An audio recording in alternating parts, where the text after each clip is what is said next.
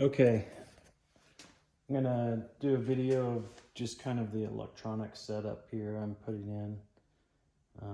Again, never done this before. I'm just trying to cobble together ideas from other people and trying to keep things simple, but at the same time they do get a little bit expensive.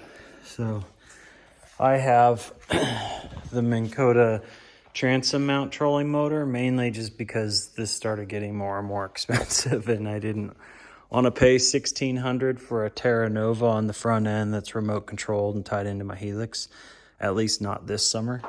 Probably next summer I will do that.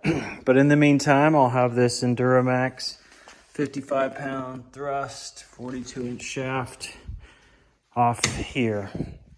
And that way I can run both tillers from my seat there. I decided to get these lithium batteries. And I went with an off-brand, but I read probably hundreds of reviews. And this seemed to be the most reliable, the Li-Time. I bought a 12-volt 50 amp hour that I'm gonna set here for my rangefinder, and then possibly other electronics. I might put a little fuse box there, and that way I can plug in phones and stuff like that. And then I did the same brand, but I did a 100 amp hour, and there's that. And this, my intent is to run the trolling motor on the 100 amp hour, so I for sure have a full day, and for sure have a full day for my rangefinder and any other little gadgetry off the 50 amp hour. And in a pinch, if for some reason I need it, I can always run I can come over to this 50 amp hour if I run out of 100 amp hour for trolling, and just pull off that as well for like, if I only had 2 more hours of the day. But I don't expect to ever run out of that battery based on everything I've read and what this draws. I'll just be using this for trolling. I'm not using it to get across the lake. I've got my Mercury for that. And so I think this will be a good setup. Some people are like, well, run dual 100s. Well, maybe down the road I'll do that, especially once I get the Terra Nova. I'll probably put one up front, one out the back, and then dual set up there and have the kill switches and all that. I've got my rangefinder mounted here. I need to go get some bolts, and then I can put that in, and I'll show you that. And then I mounted this Noco Genius 5.2. So I've got 2 charging cords coming off, and this should be long enough, what comes pre-wired with their inline fuses. I'm gonna run some casing back around here and through these holes over to here, and so that'll be permanent, not permanently, but always hooked up to that along with this guy. And then I'm running the other up into this box, and I'll drop this in here. And that way when I get home anytime, I'll back the boat in here and I can just plug in and it'll charge the batteries. And you can put the different settings on here. I'll have 12-volt lithium on each one, and click it over. Might have been a dumb place. This is waterproof, 100% waterproof, so I'm not worried about it getting some splash on it or whatever. I might end up moving this, but I kind of liked it. Just back here, I've got my gas tank back here, both batteries, electronics. I can still step into spots if I need to get back here, but for the most part, I'm gonna be working up there when I'm fishing and doing all my stuff. So, down the road, I might come in and do some aluminum work in here. And have like a hatch that comes down, or 2 that open up, so that I can kneel on there if I need to, or even stand on there if I want, but it covers up all these electronics. But for now, this is what I'm doing. and I'll show you this as I move along.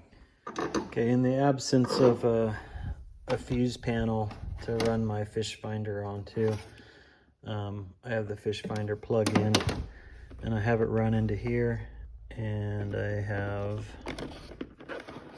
an inline fuse right there. Just a 5 amp inline fuse. And so it's connected to the battery terminals, and then the other wires coming in here are for the Norco charger that'll just kind of be constantly set up. So I'll run that since that's the only electronics right now.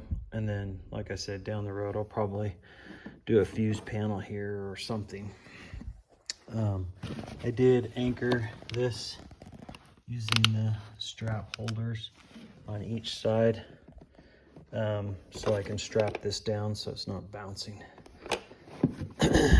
And then I did run the loom. I need to tape it up right here, back behind here, and I'm going to find some fasteners like some 3M that stick and hold, and get that up there, and it runs over to there, and that's the charging wire for the 100 amp hour battery, and we'll be all set there.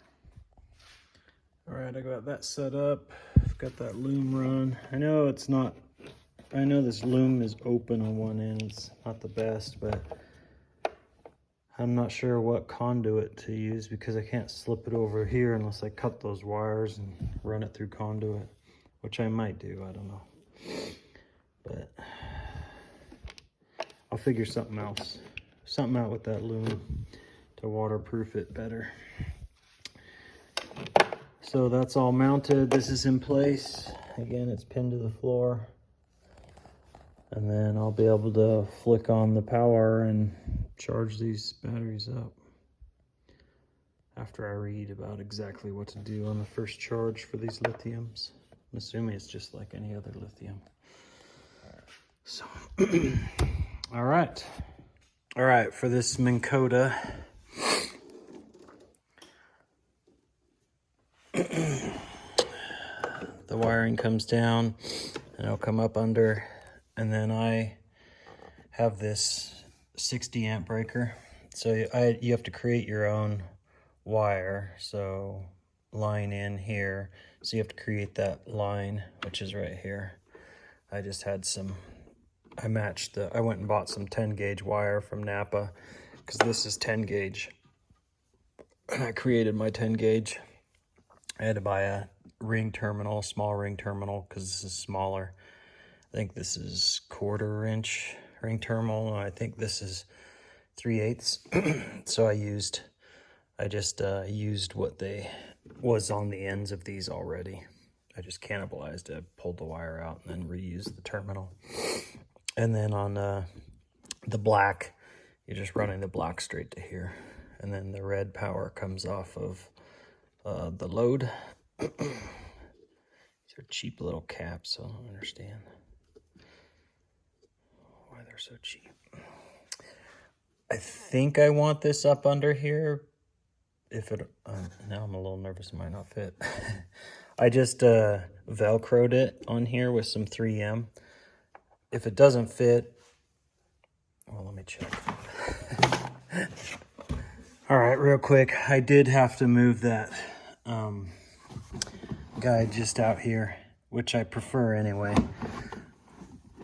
So I redo the Velcro, but this wouldn't close down. When I pushed down on it, tripped it. So you can see it right there, which will be nice because I can just reach down there and reset it if I need to. That is also waterproof down there.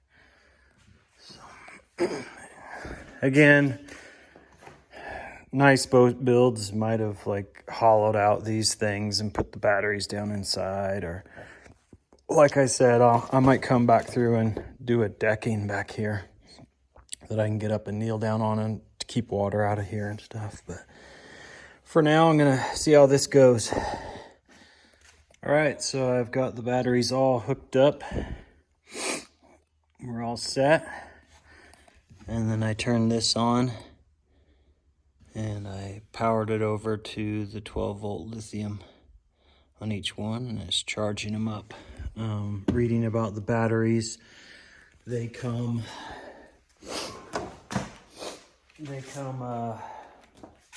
30 to 50% charged, it says, due to regulations, and charge them up to 100%. So I think on the, I bought the 10 amps, so it's 5 and 5 for the 2 lines. Noco Genius. So I think it takes 4 to 6 hours to charge these batteries back up, which is no big deal to me normally. Although you can get higher amperage systems, and then it takes like 1 to 2 hours, which maybe if you're camping and you're running your generator to charge these back up, that might have been a good idea. So, but this will do me just fine. All right, most everything is done now. I've got the fish finder. I bought this Scotty mount, which has 2 swivel balls, so I can basically move it anywhere I want, up towards me, back, around. So it's pretty slick, and it just has the 1 turn handle there.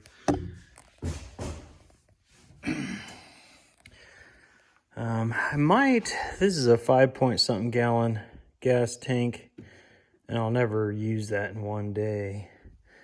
And so I might downsize to a smaller one, a 2-gallon, but I'm not sure.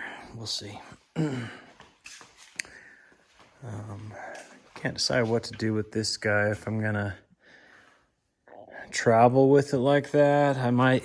They have quick connect deals, and I could probably mount it on this box, and that way I can unplug it and just quickly take it off and set it in the back of my truck or something. I think it's sturdy, but I just don't want it. The components of this aren't so robust that I want it jostling down the road all the time. So anyway, this is my setup. It'll be pretty nice.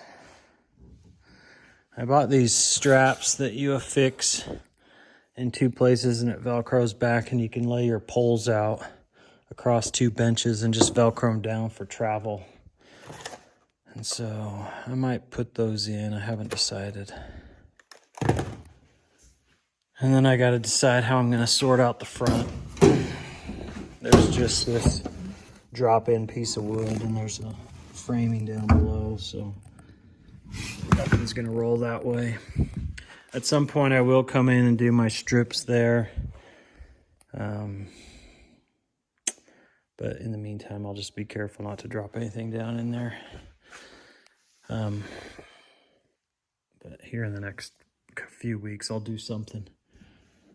So anyway, it's coming together. I'm ready to hit the water, charge these batteries, and sometime this week I'll get out there. Oh, I need to mount the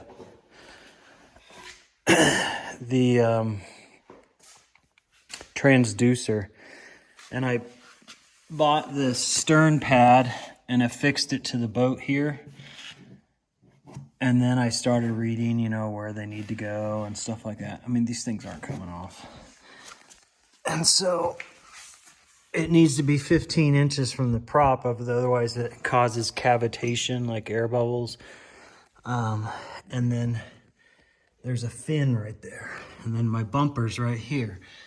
And so I don't think I can mount it here because it's too close to the prop if it does cause the air bubbles at higher speeds and cavitation and whatever all that is. They said to make it as close to the center of the boat as possible, but then you're supposed to be 15 inches from the prop. Well, if I come 15 inches from the prop, I'm in this neighborhood of this bumper. And so I could put it right here, but then I'm out away from the center of the boat, but it's not that big of a boat. So I think I'm gonna end up having to do it right here. And because of the housing that's here, I couldn't just bolt into here. I can't reach in there.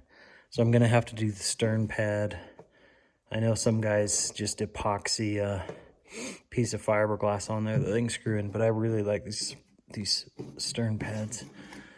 So I think I'm gonna go find another one, put it right here, And I mount my transducer right there. And then I can come up and over with the wiring and plug in. So, and this guy's charging. Looking good. So, the fishing machine is ready. Gotta vacuum it out. It's already all dirty in here.